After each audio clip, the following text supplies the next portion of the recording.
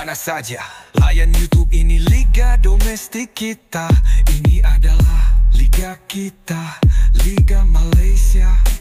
Berita terkini, pemilik klub Johor Darul Takzim JDT iaitu Tunku Ismail menegur sesetengah pihak yang mudah terpedaya dengan nasihat daripada orang luar.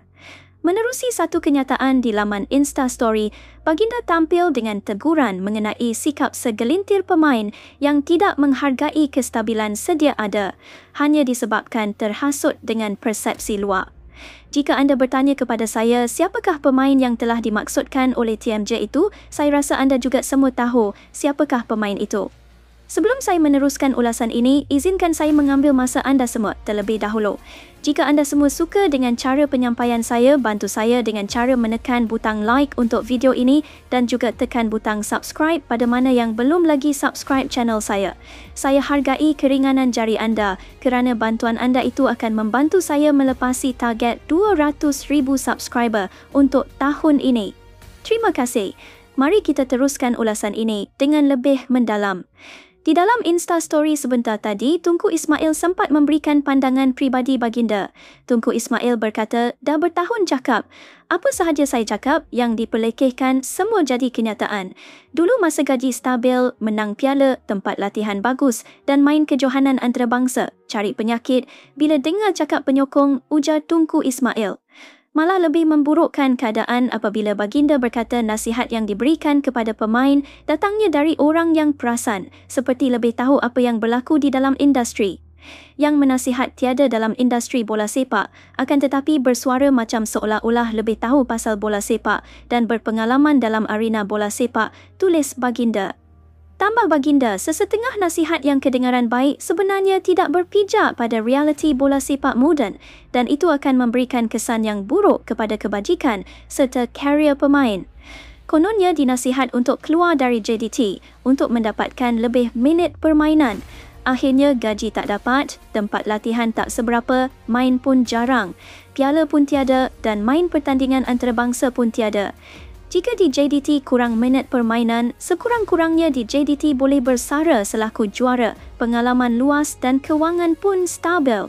Yang dinasihat keluar negara pula hanya setakat dapat pengalaman, gaji tak seberapa dan prestasi pun tak seberapa, rosak jadinya. Apabila bersara nanti, terpaksa kais sini sana.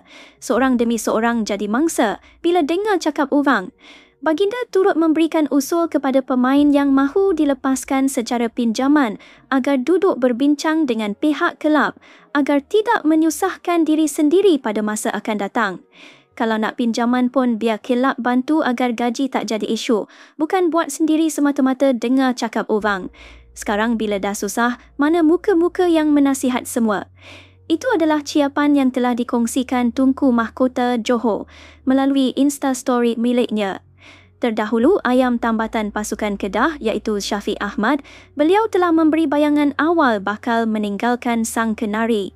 Hal ini selepas beliau dan keluarganya dilihat mula memindahkan barangan di rumah milik mereka di Kedah setelah dia dipinjamkan oleh JDT pada musim ini.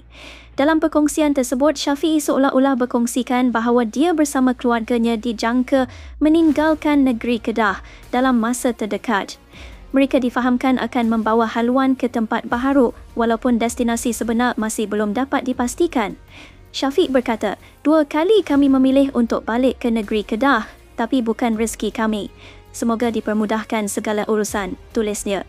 Hantaran itu turut disertakan dengan gambar sebuah lori yang membawa barangan rumah seolah-olah memberi petunjuk perpindahan sedang berlangsung.